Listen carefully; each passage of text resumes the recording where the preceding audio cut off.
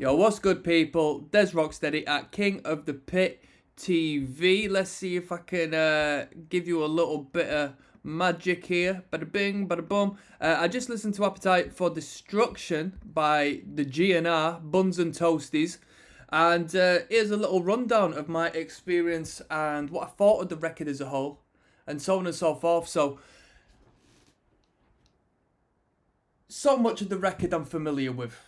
I mean, you can't get into metal music, rock music, and so on and so forth without running into a couple of these tunes, right? So, already, I'm familiar with and enjoy Welcome to the Jungle, Paradise City, Sweet Child of Mine, and yeah, they were the three. They were the three, right? But by default, considering I'm ever so aware of them songs, that goes to show how incredible of a debut it is, because we've not got one single on the record. We got a whole bunch of hits on a 12-track record. So that's brilliant. Welcome to the Jungle, overplayed for me, but that's a positive. I think if anything's ever overplayed for you, it means you've rinsed it. You've given it its full replay potential. And for one song out of all of the songs that get put out on a daily basis that have ever existed since the dawn of time, to just give one song one replay is like such a high honor in my personal opinion. So yeah, great bit. It's So Easy was a tune I wasn't too familiar with. That was a brilliant tune, and the music video sort of stole the show, in all fairness. It was appealing to say the least. From there we had, the non-music video tunes, and we were about half and half, alright? The music as a whole was good. I preferred some songs other than others, which is what you're going to get on an album full of songs.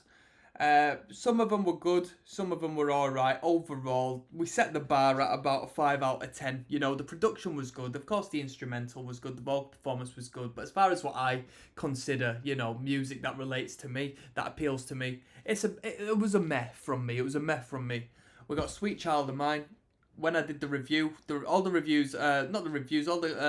live reactions should be uploaded on this channel by this time.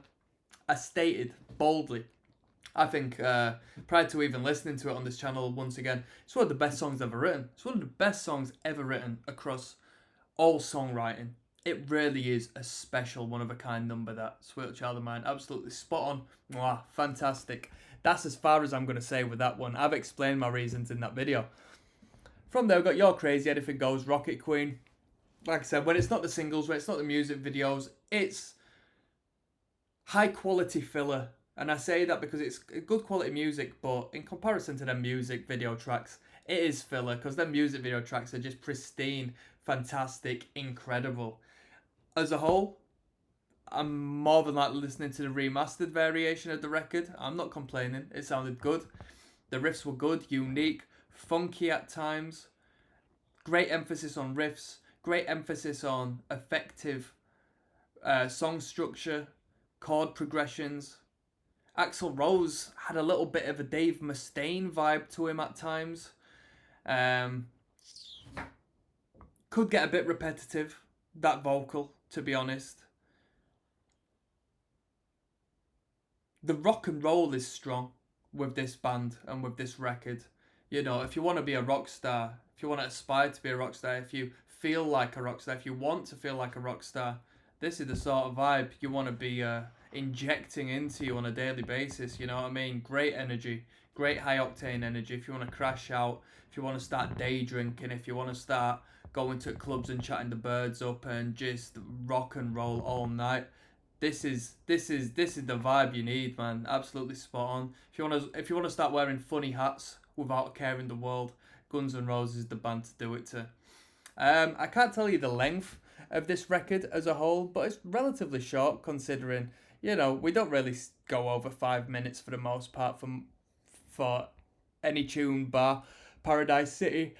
And Rocket Queen, Sweet Child of Mine's 5 minutes 3 seconds, but I'm sure a little bit of that is music video magic, and we won't classify that. It's only 3 seconds in it. So yeah, as a whole, I'm gonna give this record, especially as a debut, I'll give it a 7.5 out of 10. If you know what I mean, if this was an EP of The music videos, it'd be 10 out of 10. It would be 10 out of 10. 10 out of 10. And I've never given no 10 out of 10 on this channel before. I don't think it's possible, to be honest. But with the filler tunes in between, fleshing the record out, which is the positive, which is what they needed to do. Yeah, I'll detract it to a 7.5, in all fairness. I could very easily give it a 7, but just because it's Guns N' Roses and the impact and the emphasis and the energy and the image the band had, they had it on lock outside of the music. Like, the image of the band was cool. Just a very cool band all around. And so that's my final result. Give me a moment, because what we'll do is we'll go on Wikipedia and start looking at the history of the band, early days, and what surrounded Appetite for Destruction. We'll have a chat about that. So I'll see you on the flip side, people. Peace.